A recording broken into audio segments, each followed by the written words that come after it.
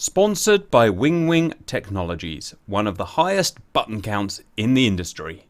Hello valued viewers, I hope you're all doing very well. For today's valued viewer request we have, could you please test this out in DCS? How effective can it be with range, spread, accuracy affected?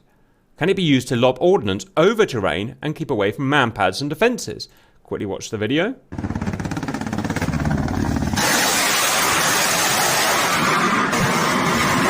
That's amazing. Right, so basically, a Kar-52 Russian helicopter charges towards the camera, pitches up, dumps all of its rockets out in some weird kind of pitch loft, obviously burns its speed off by doing that, sends out a bunch of countermeasures and turns around.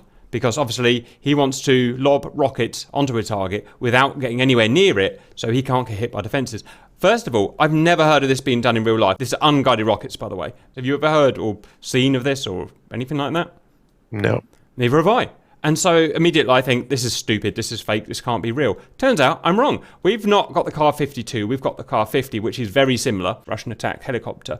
Our good man Gak Simeon in our group has taught us that this helicopter is pretty much designed to do this. To take unguided rockets, to designate a target with something called a shkval, it's kind of like a targeting pod on the helicopter. Once the target is designated, it will charge towards the target with as much speed as it can muster. Using symbology on its HUD, its head-up display, it will then pull up, fire all of its rockets off at once, and those rockets then will hit that target. It's not easy, and myself and RC are pretty terrible cam-off pilots, but we're going to show you the basics of how you can do it, and then you can start to get an idea of how accurate it could be done with a professional pilot. Welcome to our cam-offs. That in front is RC. Say hello, RC. Hello. Obviously, we're starting unrealistically close because we want to get this done quickly. So we're just kind of 5 miles away from the target. The target is a bunch of generic vehicles and troopers. Most importantly, they have these guys with them. 3 Stinger manpads, American-made, air-to-surface, shoulder-launched, IR guiding, passive missiles. Very dangerous and, of course, the Achilles heel of the helicopter. We're going to try and hit that site there from about 3 miles away. So I'll see, let's start getting our helicopters set up. Now, I haven't flown this helicopter for, I'd say, at least a year. I didn't even have any control set up for it. So we've quickly just relearnt it very quickly for this video. And immediately I've done what I always do. I've fallen in love with it. Again, such a cool helicopter. So easy to fly. Master arm on. Check. Long burst on. Check. Pylon select. Check. Laser Ranger on. We will need that.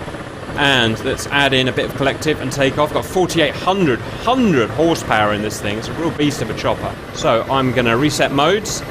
Modes reset. I'm going to hit magnetic 249 to look for the target. Which I can obviously see. I would put that massive smoke in just to help RC because he's struggling to find the target. But it will also help us visualize the target. I'm still looking for it. Got it now. Target visualized. Okay. So next I'm going to reset my shkval. Done. I'm going to drive my shkval down. Shkval down. Zoom my shkval in. Find one of those tanks. Select. I've got a contrast lock, and that, RC, is pretty much ready to go. I'm going to select weapon stations. Selected. Check 80 rockets. Check burst length. All good. Right, I'm off my run.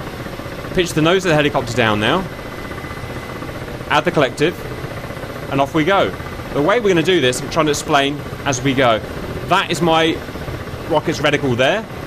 The target will have also a reticle on it, like a kind of, whoa, easy now. Like a targeting reticle. When I'm at a distance, which I can see at the bottom of the HUD, about 5 kilometers at the moment, when I'm about 3.5 kilometers, I'm going to pull up, 4.5 kilometers now, I'm going to pull up, I'm going to put the circle on the other circle, and fire the rockets. I'm doing this while balancing the anti-torque pedal and stuff like that, so it can be a little bit difficult. Okay, that's me done. Up, put the thing on the thing.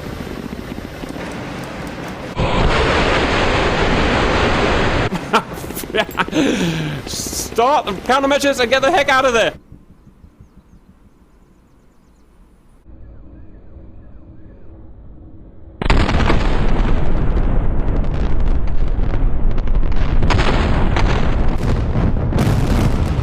Let's see where we did. Yes! I did it, Ozzy! I did it! Oh, they're firing missiles at you. Oh, I can't. I've had to dump my helicopter because I need to show the viewers. Right. You know what? I hit some targets. Now look at the inaccuracy. Here's the problem. The first rockets hit there. Some rockets hit the target, and I've blown something up. And the other rockets hit there. So let's go and have a look at RC now. Okay, RC. No, that's me. Here we go. In you go. RC does it differently. He does it up high. I do it down low because I don't want to get shot, obviously.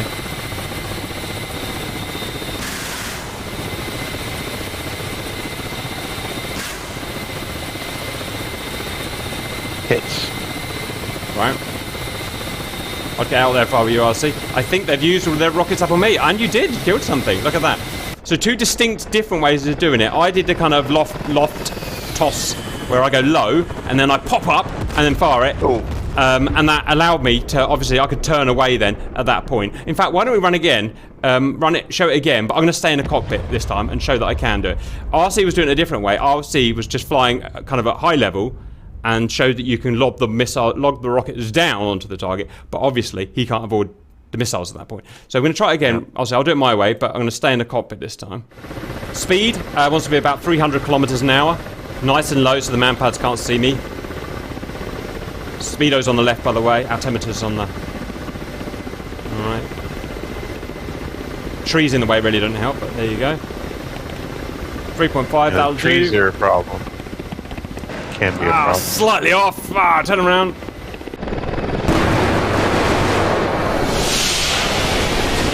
That's what I mean. It's really hard to do. Dump it. Right. Dump the collective. Going low.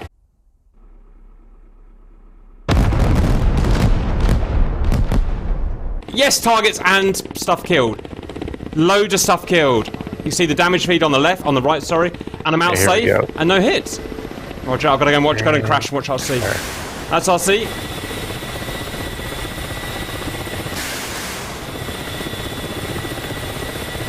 Did you get any hits?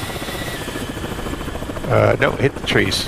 Right, okay, so I got rockets on target, I got a tank killed, or an APC killed, I think I got 3 troopers killed as well, and I managed to turn around, do the pop-up, dump my speed, do the bank, turn around before any of these manpads can fire. So I'm super chuffed that that works just like it works in the video. Accuracy was the next thing. Accuracy is all about how the symbology is accurate, the rocket is accurate. It all comes down to the pilot's skill, and I am majorly lacking in skill, and so is RC, let's face it. Flying so that those 2 circles align when you fire is where your accuracy comes from. It will take many tens of practices on the training field to get that accuracy good. If you could get that accuracy good, you would probably be able to get the rockets kind of in that kind of spread there. That's about the accuracy you could get. So like a football field. You'd never get them all pinpoint because the rockets themselves do have some variation in them, the way they fly and stuff like that. So that's possible. You could keep 3.5 kilometers away. Possibly, if you get more speed in the bird, possibly even toss them further. An 80 rockets in a football field will basically atomize that football field as well, I should say. Everything there would be blown up. Finally, can you toss over stuff? Well, let's go and find out. This time, we've got something in the way. We've got, blocking our direct line of sight, a bunch of 2-story houses, and we're going to have to chuck the rockets over these houses to hit the target. These houses will also keep us safe from the manpads. We will be able to see over these houses at distance to lock the target up. There's no threat for small arms fire, there's no threat for manpads at this range. It's only when we're going in for the actual attack it's going to be the risky part. So, repeat the process. Lock the target. Select the weapons. Here we go again. Okay, that'll just about do us. Up for the loft and fire, and we're out.